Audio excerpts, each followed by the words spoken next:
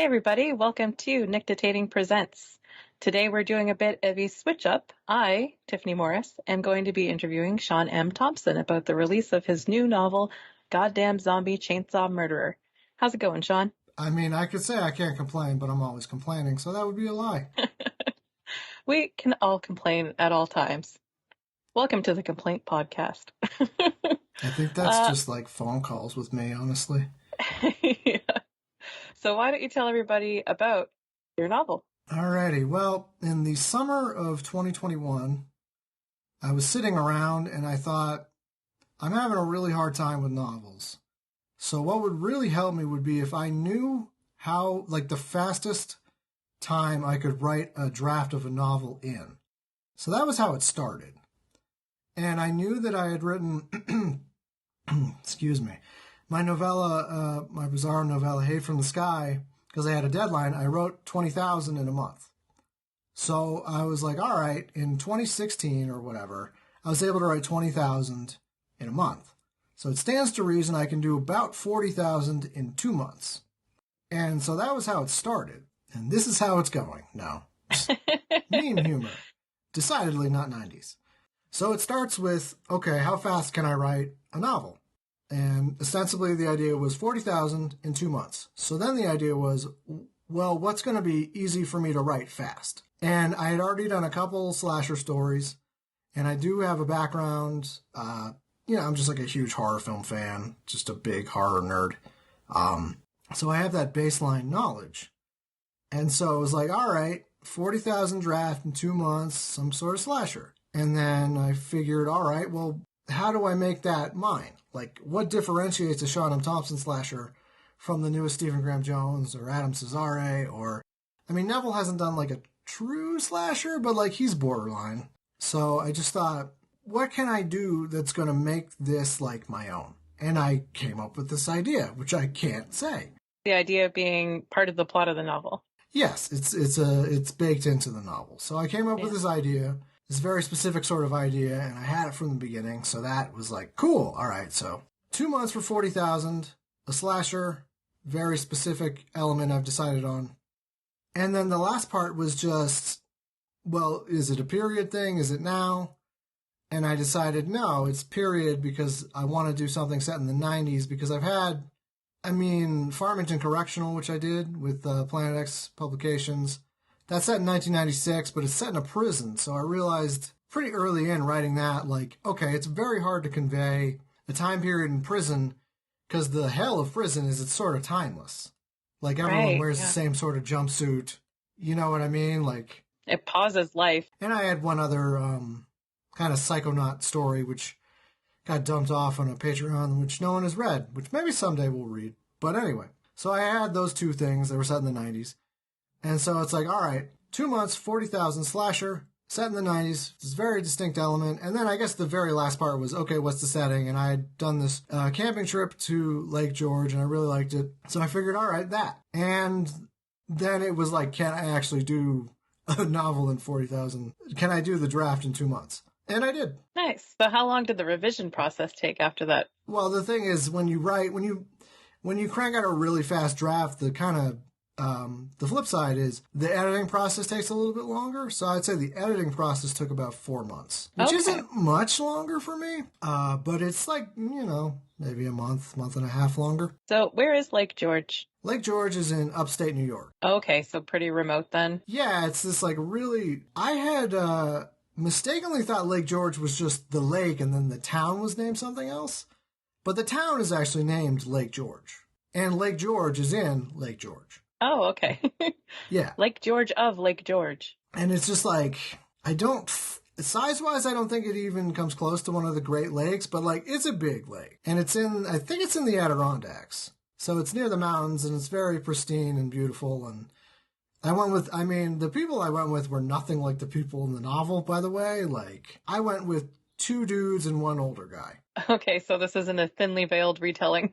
No. Not in any way. Like, it was no couples. Not that I'm against, like, gay stuff, but, like, there wasn't gay stuff. Sorry, Devin. Yeah, there's lots of gay stuff in your novel. What's that? There's lots of gay stuff in the novel, so. Yeah, there is. that an awkward way to bring that up? No, my cat's being a fucking asshole again and almost knocking my shit over. Yeah.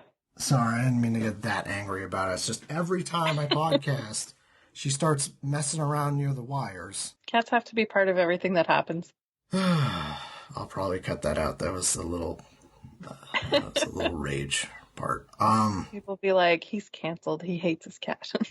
But yeah, so yeah, I had taken this trip and it was a fun trip, but like it was in, I don't know, maybe 2015 or 2016, somewhere around there. So it wasn't the 90s. I mean, I was 12 in the 90s, so.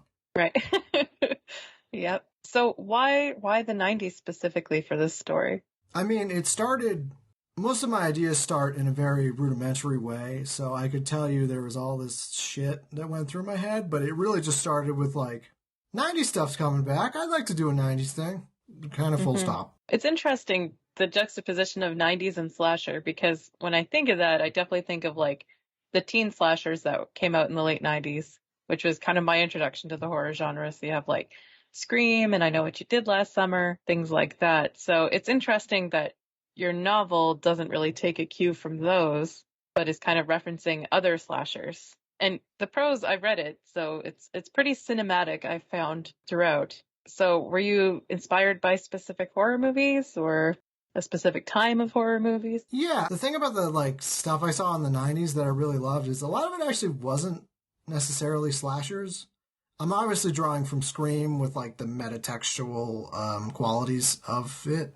But, I'm not, at the same time, I'm not like, they're not standing around going, oh, is that Jason from Friday the 13th? Or Freddy Krueger's going to come out? Or, any number of things that they would have done in Scream. But, like, specifically, the thing was a lot of those 90s slashers, it was like the killer was always human.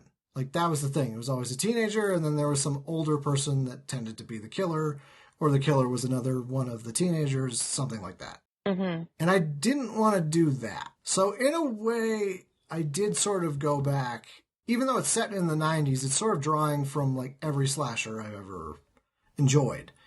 So there's a little bit of Texas Chainsaw Massacre in there, which was, say, the 70s. Just in terms of like the kind of lumbering quality of the zombie with the chainsaw itself being such a prominent feature. But then I'm also drawing on stuff like, I guess in a way I was drawing on Nightmare on Elm Street, just in the hallucinatory quality. Mm-hmm. But obviously Evil Dead, that's a huge influence on it, because I feel like Evil Dead was one of the few horror comedies that like got it right. Yeah, absolutely. Where it's like, it is sort of like a slasher and like a legitimate horror film, but then it is also funny. Yeah, and neither element is really competing, which I think is true of your novel too. Like, I would hope so. It's funny and it's scary, and that's in balance, Like, I wouldn't be able to classify it as just one or the other. Although if I suppose I was going to, it'd be horror. Promoting it to just comedy fans and being like, it's a comedy, because like, right. Not entirely, and I would feel weird promoting it as a horror book without ever mentioning the comedy, because it's definitely very funny. Mm-hmm. Yeah, there's some laugh out loud moments in it, which doesn't happen with me with every book. And a lot of the humor, too, I think it'll sound weird when I say I like shock humor. But, like, when I say that, I don't mean, like, stupid shit. I don't know how else to, like, clarify. Mm-hmm. Some of it's sort of stupid, but you know what I mean? Like, I'm not talking about just, like, super duper crass stuff. Yeah. Like, some shock humor is, like, just gross to be gross, or just offensive to be offensive, and it doesn't really do anything. And I didn't really get that sense from the humor. I was big into let's not offend any specific group intentionally, at least. Mm-hmm. So there's a lot of obscene stuff, but like, I just don't believe in using like slurs or just homophobia or anything like that. Yeah, we're past that point as a society, or we should be trying to be, It's just not necessary. But I think there's a few different types of humor that comes out too. Like, some of it's kind of subtle. Like you said, some of it's metatextual. Some of it's just kind of absurdist. And some of it's a little crass, but nothing too extreme. Yeah, I mean, like, one of the big ones I think of that I didn't realize while writing it was like ironic humor. Like, you get this one soldier with PTSD, and I'm not going to spoil why, but, he's the one with the gun. And he's the one with military service, and he's like, they're all like, all right, you know how to use a gun, so shoot the zombie in the head. And he just can't. He can't aim right. And I found that it wasn't funny when I was writing it or even editing it, but now I'm like, okay, that's pretty funny. It's pretty darkly But it's funny. very dark because it's like Yeah. the guy who risked his life and spent years of his life like in active duty military service can't get a headshot to save his life. Literally to save his life. Yeah, I think that he was my favorite character, or one of my favorite characters in the novel, just because of the journey that he undertakes in the course of it. And I won't go into spoilers with it, but yeah, he has a lot of complexity, and there's some humor in there, and there's some really effective emotional stuff in amongst the blood and gore. To me, there's two main characters. It's split between Melanie and Jake. And Melanie's arc is much more kind of survivalist and romantic. She's in love with her friend's girlfriend, her mutual friend. And that's sort of her arc. Like, she sort of grows, but not entirely. She grows a very tiny bit. Yeah. Whereas Jake has like a lot of growth by the end of the novel. Yeah. I thought that Melanie was a really interesting character. Just because she's closeted, but not, which I think is kind of like a strange space that a lot of people might occupy. And the attraction that she has to Amy isn't really exploitative. It's romantic and it's awkward and it's messy. And... I mean, it was important for me to not make it too porny, for lack of a better term, just because, like, I don't know, man. Like, it's a legitimate love story. I'm not saying you can't have a legitimate love story with porny elements. Right. I mean, the whole romance industry is that, right? Right, yeah. But I mean, like, I don't know. When I was writing her, it just seemed so pure in a way. And I didn't want to, even though they do eventually hook up, I didn't want to have the entire thing just like a beer commercial, you know, like twins. Like, Right. It's I mean, I think the funniest part is like between all of the characters, obviously all the characters are me because I invented them. But between Melanie and Jake, I'm Melanie. Like, I'm not Jake. Did you have any trepidation about writing lesbians as a guy who was not a lesbian? No. The trepidation comes in how people will react to it. And if people will think I'm, I guess, doing it as a ploy or something. I'm not. I mean, a lot of the stuff that happens that might seem like I pre-plan it, it's all organic too. Even the title. I didn't know this was going to be like a clickbaity title. I wrote like this first scene where they go into this gas station, they meet this old man who's the more or less classic archetype of the doomed old man, or whoever they meet in town, who's like, you are doomed. So he's working in this gas station, and Melanie, I think, goes up and is like, well, what's wrong with the woods? And he goes in and he's like, goddamn zombie chainsaw murderer. And then I wrote that, and I sat back, and I was like, oh, for fuck's sake, that's the title of the novel, isn't it? You had your Jeff Goldblum, well, there it is moment. Well, there it is. Yeah, and that reference is also in the book. That's right, yes. There's a ton of great 90s references throughout the book. I wonder if people not born in the 90s will get it, but definitely elder millennials and Gen X will. Yeah, I mean, like, that was one, I guess, circling back to the 90s thing. If there was a reason I picked it, it's like, pop culture-wise, like, I have never been more on it than when I was in the 90s. Maybe it's because I was 12 and lonely. Who knows? Yeah. Like, even 2000s pop culture stuff, I'm not as on the ball as I was, like, in 96. Right, yeah. I think that, like, one of my memories is not even knowing about the OC until it was already in multiple seasons. So it's just like, I don't know what that is. I'm too cool for that. But, yeah, I mean, I had The Demon, my first novel, it has a few references. It's got a reference to Alice Cooper. There's one to Rick Ross. There might be one film one in there. I mean, there's definitely a Rosemary's Baby nod at one point because someone says, what have you done with his eyes or something? Right. But they weren't really overt. This one, I really, like, I'm a pop culture nerd. And I just, for whatever reason, I never felt comfortable using that skill set until this novel when I finally went, oh, fuck it. Like, I have all this, like, random knowledge. I'm just going to put it in. Yeah, I think that makes sense. And, like, part of the metatextuality of it is that the characters, you know, like, they reference the fact that they're 90s references. Yeah. I mean, they're characters that will say stuff like, I mean, or they'll think, I'm nihilistic because it's the 90s, which I don't know that a person in the 90s would legitimately think, but maybe. Oh, I think so. I was Maybe. listening to a podcast review of Reality Bites today, and it was full of that, like I don't know if Reality Bites should be our entire understanding of the 90s, but it's certainly part of my understanding of the 90s, even having lived through it. So, I mean, I definitely, in terms of like a 90s film that isn't horror, Clerks definitely comes to mind, just in terms of like the conversation style and like the insano amount of references. Yeah, definitely. Which is great. That's Kevin Smith at his best, is his early 90s stuff. Oh yeah, that stuff. I think Clerks is my favorite of his. Yeah. I like Mallrats and Chasing Amy, but I know that I'm really in the minority of Chasing Amy fans. Chasing Amy is a tough one just because, well, it just is, but we won't dwell on that. There's a lot Although to it. there is definitely a Chasing Amy nod, since the girl that Melanie is in love with in Goddamn is named Amy, so therefore she is Chasing Amy. God. Did I not realize that until this very moment? It was so bad. I mean, that was why she was named Amy, yes. Really? Oh, okay. And Melanie was named for Melanie Linsky. What about Jake and David? Were they named after anyone in particular? No, they were just names. I mean, get to be generic. If there is anything for David, it's I was drawing occasionally on Schitt's Creek, because Amy will go, David! And that's just a Schitt's Creek thing. Yeah. It's always nice to remember that Schitt's Creek exists, because it's such a good show. And I love that actress, too. Anne Murphy? Something like that. Yeah. Yeah. She's Canadian, I think. Yay! You have to mention they're Canadian if they're Canadian. It's the rules. It is the rules. So, do you have a fan cast in your mind of like who would play each of the roles? Oh, man. This is tough because I'm a real nerd for casting.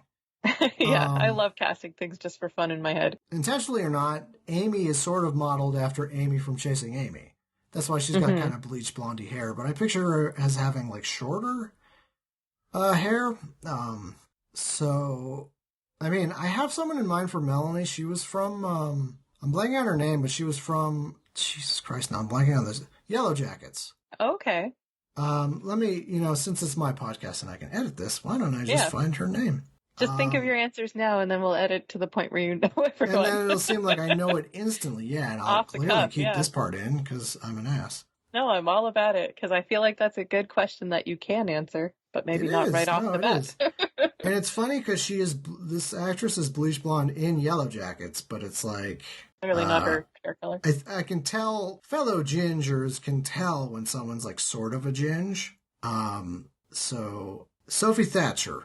She might not actually be a ginge. She might just be Irish. But anyway, I think Sophie Thatcher, by the time this got adapted into a movie, would be the right age. Okay. And in terms, that's my fan cast for Melanie. In terms of Amy, good question. I'm trying to think of like energy-wise, because like, I don't know, man. I don't even know who the young actors are anymore. I mean, like, Kiernan Shipka could also do a good Melanie, but she could also do a good Amy. Yeah, she's just a really good actor. Part of the problem is I have to think of people that are, like, in their 20s that are actors and actresses. Right. And, like, I don't really have that necessarily on lock. Yeah, well, we can nix the question if you want. I won't be offended. No. It would be funny to get Cara Delevingne, but, like, pretty sure she'd be aged out by the time this got made into a movie. Yeah. Well, maybe she could be the witch. I think she'd be too young to be the witch. The witch is like... Well, actually, no. She could be the witch. The witch I was picturing like an Eva Green type. She's kind of like ultimate witch. Yeah. Although Haley Steinfeld might be interesting. Yeah. Or Zendaya. Yeah. She's pretty young too, though. And then in terms of actors, oh my god, dude, I really have to Google this because I don't know. Timothy Chalamet, because he's the only young man I know. I mean, Timothy Chalamet might be a fun stunt cast for David. Yeah. Because, like, he does do a convincing dickhead. I guess he's too willowy to be Jake. You know, Will Poulter, he was from Midsommar, and he was in this video game, Little Hope. And he's, like, pretty slept on, actually. Okay, I don't know. Which guy was he? Which guy in Midsommar is he? He's not one of the main ones. He's just sort of, like, one of the friends. Okay. I think that's about everyone, yeah. Yeah. Yeah, that's the best I can do on the spot. Which, Okay. now that this has been edited together, listeners, it sounds like I had this on instant recall, but this was actually 15 minutes. That's all right. The magic of editing. Watch me just not edit any of it. Yeah, you probably won't know you. No, I will. That was, I'll leave some stuff, but that was long, so. Yeah. So going back to the relationship between Melanie and Amy, did you want to talk about the sapphic elements of the story at all? Because that's kind of the central plot of it, other than all the stuff involving the zombie chainsaw murder. Yes. So I think the real reason I wanted to do it was, if you go back to 80s and 90s slashers, it's always, with few exceptions, very heteronormative. It's always like, teenage boy loves teenage girl, teenage boy and teenage girl have sex, they both die. And so going in, I knew, there might be straight sex in this book, but, I want there to be, I want it to not just be, a final girl. I want it to be, final girls. Mm-hmm. And so I thought about, okay, my protagonist, to start, obviously the protagonist was Melanie. And I do feel like she's still sort of the protagonist. I can't entirely say why, but, Mm-hmm. So I thought, okay, female protagonist. And then I just thought, I don't think there's enough lesbian horror. I just think there could be more gay horror in general. Mm-hmm. I'm not saying goddamn is gay horror, by the way. Right. I had this conversation once on Twitter about queer horror, and I'm fairly certain queer horror can only be written by queer people. Mm-hmm. But you can write queer characters into your horror, essentially, and that's what I did. That makes sense. And I am, sort of, I mean, I am bisexual. I'm trying to downplay it. I am. Yay, So one of us. I guess I was trying to just trying to approach that, because that's another thing is even less than gay people in media, bisexual people just don't exist. They're a joke. Heteronormativity and also from within the queer community. Both sides, yeah. And yes, I would say in terms of alignment, Melanie is probably more of a lesbian than she is straight, or I guess bisexual. Yeah. But she likes men and women. But she just, I guess the discovery element is she prefers women. And I figured, early 20s, that would be sort of when let's be real. Most people would probably know at 13, but I figure, there are late bloomers. Oh, for sure. And I mean, part of what people suffer from with biphobia is the idea that you have to kind of be equally attracted to both. And if you're not, then you're one or the other. And it was revolutionary to me. And I didn't realize until I was in my early 30s or late 20s that you can spend periods of time being primarily attracted to one gender identity over another, and still be bisexual. Yeah, I definitely prefer women, but I'm not obtuse. Sometimes I'll be walking around and my eyes will go check out some dude's ass, and I'm like, well, okay. Right. Yeah, and that doesn't really get talked about much, right? Just I don't know. Not really, no. But I guess going back to the sapphic stuff, credit where it's due, working with Paula D. Ashe, who's just such a force of nature. She's awesome. And sometimes I just, I get bummed out. I'm I guess I was thinking if you're a lesbian, what horror do you have? And it's well, you've got a lot of slashers with final girls that you can root for, but there's not so many where it's just this is a slasher and this is a gay character. Mm-hmm. It might be subtextual, or you might get a Hellraiser 3 where you're okay, this one is obviously gay. Right. But, yeah, how many final girls are gay? That's lately there's been, I know in the Fear Street adaptation, but I never read the book, so I don't know if that's from the source material or not. I don't think, but I don't know either, because I only read random Fear Street books. Yeah, you'll note there's an awkwardness when I'm trying to talk about this part of it, and here it is very clearly spelled out. I'm a mostly straight dude, so anytime the word lesbian comes out of a mostly straight dude's mouth, I get it. Most of the time it's some kind of derogatory, misogynistic bullshit. That's not what I did, but I also know that no one's going to believe me when I say that's not what I did. So it's going to take other people, specifically women and possibly gay women, to back me up. Yeah. Well, I mean, as a bisexual woman, I can definitely say that, it's a good representation of women who love women in the novel. And I really loved Melanie as a character. You get more of her interiority than you do with Amy, who was also, an enjoyable character to spend time with on the page. But Yeah, I mean, I guess the thing is, like, I did my best with Amy, but ultimately Amy is, she's sort of aspirational, basically, because Melanie is like one of my, like I said, it's Melanie and Jake. So David and Amy are just sort of, they are characters that are fleshed out, but they're not the focus. David's sort of comic relief, and Amy is, I like Amy though, but she's like, like, that would be something where if there was an adaptation, then you get a better sense of Amy because it would be down to the actress and like what she does with the role. But Amy is very much, I'm watching True Detective again, and it's like you got Russ Cole and Marty Hart. And everybody loves Russ Cole, but they don't realize that the reason that Russ Cole works is because of the straight, quote, straight man, Marty Hart. right. You need that person that's sort of less outlandish. Yeah. Yeah. That's kind of a way in, I guess. Yeah. And but also it's just like Amy's sort of late to the party with her sexuality, basically. Like, they both are, but Melanie, it's been established she went to this Halloween party the year before, and that's when she sort of had her awakening because Amy kissed her, and they were drunk, so, she was like, oh, I'll just go for it, and then it was just like a switch flipped, and she was like, oh, shit, I'm gay. She kissed a girl and she liked it. No, let's not reference the fucking song. Not a 90s reference. Not allowed. No. But yeah, I mean, now I'm wildly uncomfortable, so let's move away from the sapphic element. Okay, well, I enjoyed the sapphic element because it didn't feel exploitative at all, so... I mean, I just approach every character, like, with humanity, and, like, I am that character, maybe more so than other people. Like, I'm capable of extreme empathy for basically anyone, unfortunately. But part of that is, like, yeah, like, when I do a character, it's almost like... It's not quite method acting, but like there's an element of like acting involved. Like, okay, I'm Amy now. Mm-hmm. So what are my hopes and fears, and how do I act, and do I like twirl my hair, or like do I chain smoke? What do I do? Right. Yeah.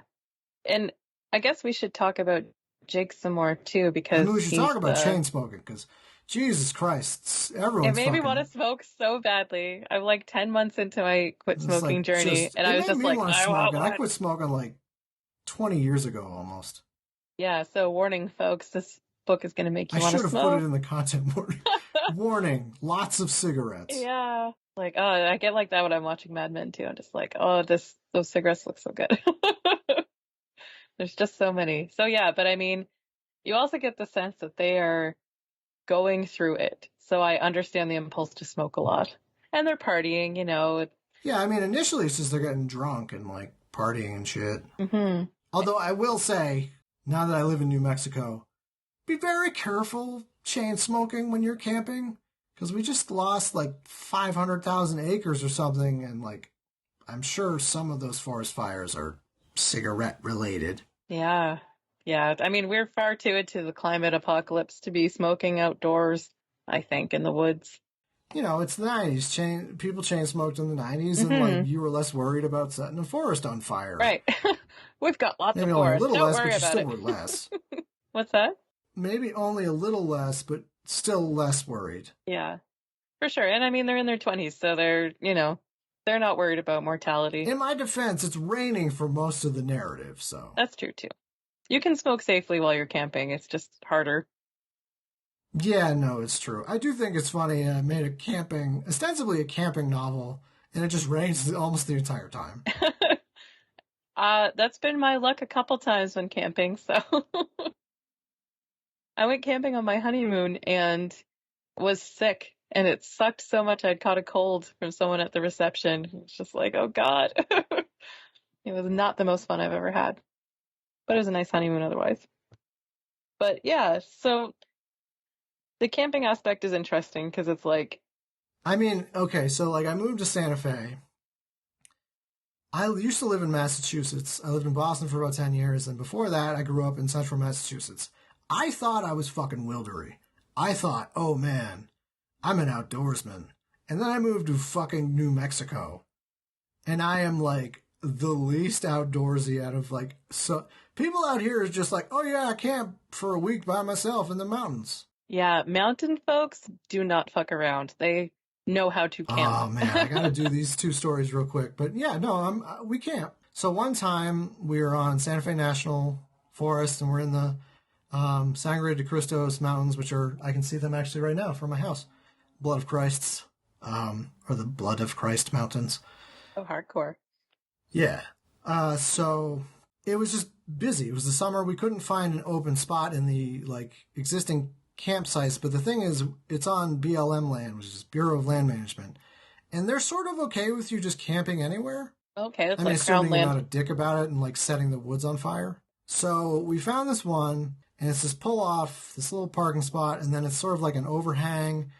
And like, I saw there clearly was a sign that used to say no camping, but it was gone. So I was like, all right, fuck it. I mean, if a ranger came by, I'd just say, well, there was no sign. So we go and we camp. There's already a fire pit there, so clearly someone was already camping there. And I just have trouble sleeping sometimes, so like, I drank too much. I couldn't stop peeing. And then at about 4 a.m, I heard this ungodly fucking howl from like less than a mile off. And I'm still new to the area, so I was like, oh, it's probably a bobcat. Okay. And, there are bears there too, so the whole night I was just like, when you're in a campsite with other people around, it's one thing because you probably won't get as many bears. Mm-hmm. But this was just me and my partner, Emily, and a fucking cooler full of food. In the tent? And then, what's that? In the tent? No, outside the tent, Okay. but it's still a cooler full of meat. Yeah, that's scary. Yeah. So I didn't really sleep, but we go home and I'm like, I wonder what that noise was. And I Googled and I found out that's a mountain lion. Oh my God. So like probably less than half a mile off, there was a mountain lion, which is probably why they wanted people not to camp there. Yeah. That's probably been its territory for a long time, or it fought another mountain lion for that territory. Probably. Ooh. Another real short one. Same mountain, a little further down, actually at a campsite this time. This time I did fall asleep, but I woke up at 5 a.m. There's something with me camping. I can't sleep past 5 a.m. Yeah, same. As soon as it starts getting a little light. So I woke up at 5 a.m. and I noticed there was this like, we were by this sort of stream, and there was this huge spot in the grass that had been like smushed down. Oh God. Like something had been sleeping on it. It was a bear. And we realized that was basically like an elk bed. Oh, okay. And I woke up at 5 and like, I swear to you, I like left the tent and it was that weird feeling of like, something's watching you, but you don't know what. And then you're like, well, that's just your brain. Who cares? That's just your brain drawing on ancient memory, man. But then obviously it's like, oh, there was probably a fucking elk 20 feet away and that thing could have gored me and killed me. Yeah. Cool. More people in the mountains die from elk than any other animal. Dude, we did our cross-country trip on Route 66 and we were driving through Grand Canyon National Forest. I swear to you, we were rubbernecking because somebody was getting busted for, I think, illegally camping. Right. And thank God, because we were in a fucking Nissan Versa, 4-cylinder, little clown car. So we slowed to 15, and this probably 15-point elk that looked like 7 fucking feet tall. Oh, God. Just walked into the road. Not even like running. Its legs were that big. It did 4 steps and crossed the entire road. Oh, my God. It was like twice as high as our car. That's practically a moose. That's crazy. And it was mating season, so I was like, wow, man, if we hit that thing, even if it lived, we would have died. Yeah. I think the novel does a good job of capturing that kind of paranoia that seeps in when you're camping, too. Like, everything is kind of... Anyway, yes. Yeah, no, I'm glad I managed to capture that feeling of camping, because I do like camping. I have a weird love-hate with camping, where it's like, I do like a nice comfortable bed and my electronics, but there is something nice about camping and just realizing like, oh, like you can just survive and that's enough. Yeah. Like at some point we gave ourselves all these goals and things I have to do, and but really you just need to eat, shit, and sleep and procreate. Yeah. Not even necessarily for procreation. I mean, just have sex, whatever. Those are the drives. Yeah, that's the animal part of the self. But I'm glad I managed to capture that. Yeah, for sure. And it's even cooler that it's a goddamn zombie. That's part of what the threats are in the environment. Yeah, because I mean, I've had those moments camping, obviously, Yeah. where it's just like, I don't know, 2 in the morning and the fire is just dying down, and you're just like, what the fuck is watching me? This is creepy as shit. I know there's Hmm. stuff out there. So I just figured, well, what if there was a zombie with a chainsaw? Which Yeah. is, I guess, the absurdest element at play because it would probably be, a animal. Or just a run of the mill incel, you know. Yeah. Your mind invents all kinds of horrors in the woods, right? It's just like because every sound echoes so much louder. So In it's my just like, defense, I just gave you two specific examples of how it wasn't in my mind. yeah, yeah. So that makes it even scarier, right? When it's not Oh, it something that's does. in Yes, it your does. mind. And for them, like it's not, but you wonder at first because they're partying so much, they're drinking, they're taking drugs, but then all these different threats emerge. Yeah, they take hallucinogens, Yeah, so. and it surprises me that well, I don't know how spoilery it is, but that Jake has these PTSD episodes early on, right? Yeah, I play a little fast and loose with the shroom hallucinations. I mean, I don't give a fuck. I've done a small amount of LSD, I've done a small amount of shrooms. I basically told everyone every time, I don't want to see the eyes of God. Give me the lowest dose you can. And I've gotten high more than, smoked weed more than I probably should because, like, I have a panic disorder and, like, I can count on a hand how many times I've actually enjoyed myself versus how many have been, like, me in a tub, like, oh my Yes, God, I get the no. fear every time. I'm just like, this isn't worth it, man. I get the shakies for Yeah. most of it, yeah. And I'm an idiot. So, like, when I was doing that in high school, we'd just be driving around smoking a bowl. So I'd just be driving. Right.